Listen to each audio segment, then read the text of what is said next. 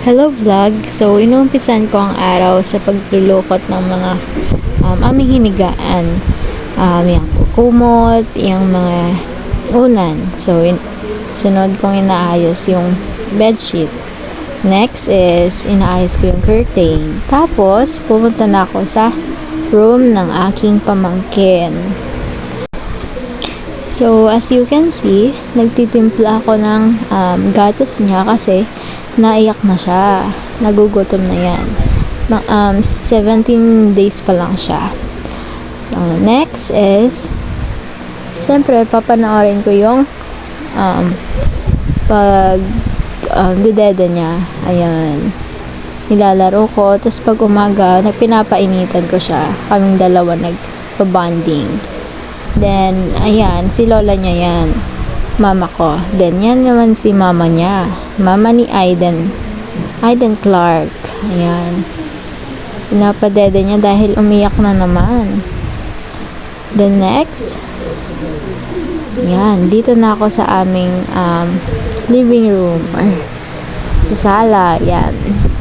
Inaayos ko na yung cortina. Tsaka ako pupunasan yung aming bintana. Then, yan, punas-punas. Yung, kung makikita nyo, dun sa labas is si papa ko. Nagtatrabaho siya. Diyan siya nagtatrabaho. Yan, nagwawalis na ako. So, kung matatanong nyo, anong trabaho ng papa ko is furniture maker siya.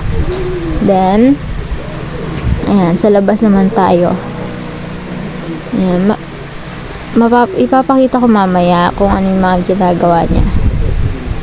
Yan, nagwalis ulit. Walis. Then, sa labas naman.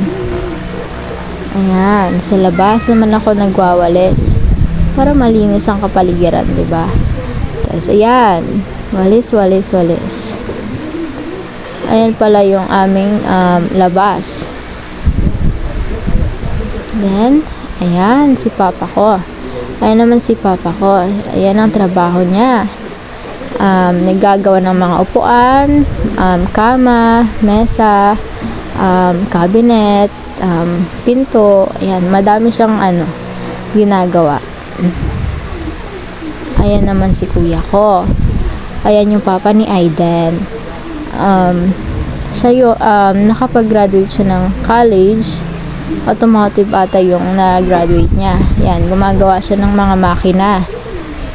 Ayan, yung mga motor, makina ng sa farm, maraming nagpapagawa sa kanya eh. So, yan, yung mga tools niya. Yung mga tools, ayan, ginagawa niya yung motor niya. Ayan.